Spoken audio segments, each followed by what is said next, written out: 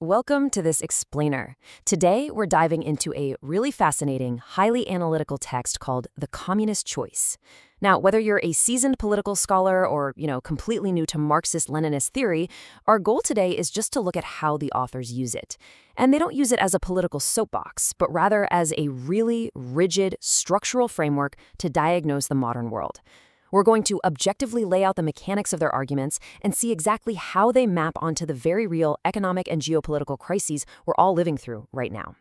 The authors actually open their analysis with this really powerful lantern metaphor from the Enlightenment philosopher Diderot. They use this to argue that scientific analysis is absolutely crucial to navigate our turbulent modern world. Blind faith, just sitting back as a passive observer, or going with conventional wisdom, well, they say that just won't cut it. They make the case that without a concrete framework to understand society, we are essentially walking blind in a pitch-black forest, totally at the mercy of massive global events we just can't comprehend. So, that brings us to the central, incredibly intriguing question of the text. Can a 19th century philosophy actually explain 21st century global crises? It sounds wild to think about, I know, but we're going to explore how the authors argue that the foundational theories of a guy with a beard in the 1800s act as scientific prophecies. They maintain these aren't mystical predictions, but really rigorous economic projections that map directly to modern macroeconomic events. We're talking everything from the rise of Asian superpowers to massive crashes on Wall Street. Here's our roadmap for today. We're going to cover 1. Marxism as a science. 2. Predicting global markets. 3. The age of imperialism. 4. The new strategic phase. And finally, 5. The call to action. Okay, let's jump right into Section 1, Marxism as a Science, the framework. To really grasp their approach, we've got to look at this foundational definition. According to the text, human history is fundamentally driven by changes in what's called the mode of production.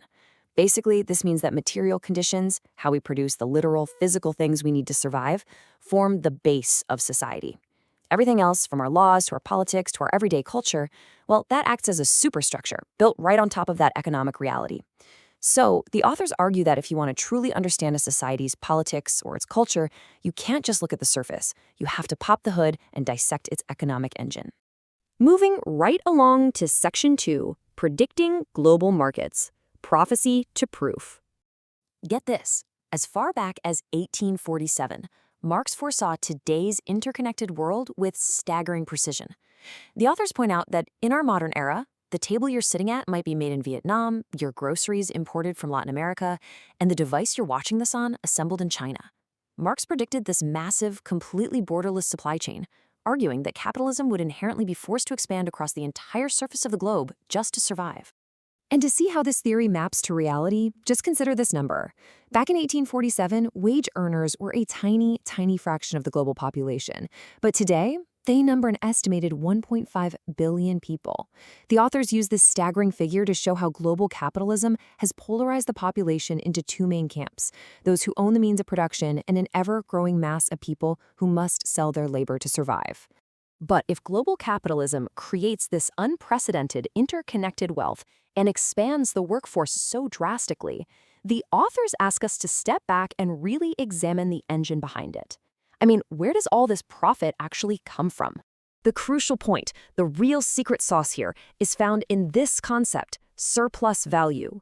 According to the Marxist theory outlined in the text, profit isn't simply generated by trading goods, it's generated by human labor. A worker creates a certain amount of value but is only paid a fraction of that in wages. Basically, just enough to survive and keep working. The difference? That's the surplus value, which is pocketed as profit. This frantic, non-stop search for surplus value is the hidden math behind modern corporate behavior. It is exactly why a corporation will uproot an entire factory and move it halfway across the world in a relentless hunt for cheaper labor. Which leads us perfectly into Section 3, The Age of Imperialism, Capital's Global Reach. Here's where the text leans heavily on Vladimir Lenin's strict economic definition. They argue that imperialism isn't just some broad term for aggressive foreign policy. Actually, scratch that. It's way more specific. It is the inevitable supreme phase of mature capitalism, characterized by these 5 specific traits. We're talking about an era where free competition inevitably morphs into massive global monopolies, where banks and industry merge into incredibly powerful financial oligarchies, and where major powers fiercely carve up the entire globe into lockdown economic spheres of influence. And the authors use historical progression to show the really dark side of this mature capitalist phase. They argue that capitalist development is inherently uneven. As new powers rise and old ones stagnate, imbalances are created. Because the globe is already divided up by those monopolies we just talked about, the only way to redivide it is, well, through violence. The text chillingly notes that between World War I and World War II, global capital literally doubled. And consequently, the destructive scale of the resulting mechanized global war doubled right along with it. All right, let's look at Section 4, the new strategic phase, shifting power. The authors make the case that we are living through a massive geopolitical shift right now, one that's creating fresh fault lines today. We are seeing the historical dominance of the Atlantic axis, the USA and Europe, facing relative economic decline, pitted directly against the rising, massive export growth of the Pacific axis, led by places like China and India. What's truly amazing, almost unbelievable really, is that the text points out Marx actually predicted this exact transition of economic gravity from the Atlantic to the Pacific basin all the way back in 1850, and he said it would be triggered by the globalization of trade. And the raw data thoroughly backs up the text's assertion here. Look at this. In just 6 short years, between 2000 and 2006, China's share of world manufacturing exports more than doubled. The authors use this rapid, explosive growth to demonstrate how uneven capitalist development creates new global giants. And historically, the text warns us, when these new giants disrupt the old imperial order to demand their share of the global market, it leads to severe, undeniable international friction. But this friction isn't just geopolitical, right? It's deeply financial, too. The text uses the 2008 financial crisis as the ultimate proof of capitalism's inherently unstable contradictions. They actually describe it as a speculative Tower of Babel. Banks chased surplus value by selling subprime mortgages to vulnerable buyers, Wall Street repackaged this bad debt, rating agencies falsely stamped it as safe, and eventually this massive illusion totally collapsed. And it didn't just destroy paper wealth, it wiped out actual jobs and real homes in the global economy.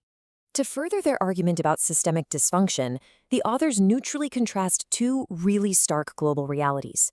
On one hand, we see massive market consolidation and soaring profits by global monopolies. But on the exact same planet, over 1 billion people live on under $1 a day, and 850 million suffer from starvation. The text asserts that this isn't some accident or a failure of charity. No, they argue it's the strict mathematical result of an economic system designed from the ground up to valorize capital over feeding human beings. Finally, we reach Section 5, the call to action. The communist choice. Having diagnosed the disease, the book presents what it views as the only scientific cure. The core of their call to action is encapsulated in this one phrase: the enemy is in our own house. The text explicitly rejects the idea of supporting any imperialist power, even and especially one's own country, during times of conflict. Instead, they call for a highly organized, strategic party where the working class universally opposes the ruling class within their own respective nations, basically aiming to break the cycle of global wars fought for corporate surplus value. As we wrap things up today, we return to Diderot's lantern to summarize the book's core message. The authors firmly believe that we are entering an era of looming, unprecedented global crises, both financial and military. And in such dark times, they argue that understanding the objective, structural mechanics of society via Marxist science is literally the only light capable of guiding humanity out of the forest. And so based on this explainer of the author's rigorous historical analysis, we want to leave you with a final thought. In a world facing profound economic upheavals, shifting global powers, and recurrent financial crises, are you willing to critically examine the hidden economic structures around you? Will you blow out the flame of objective analysis or use it to illuminate the path forward? Keep asking the big questions.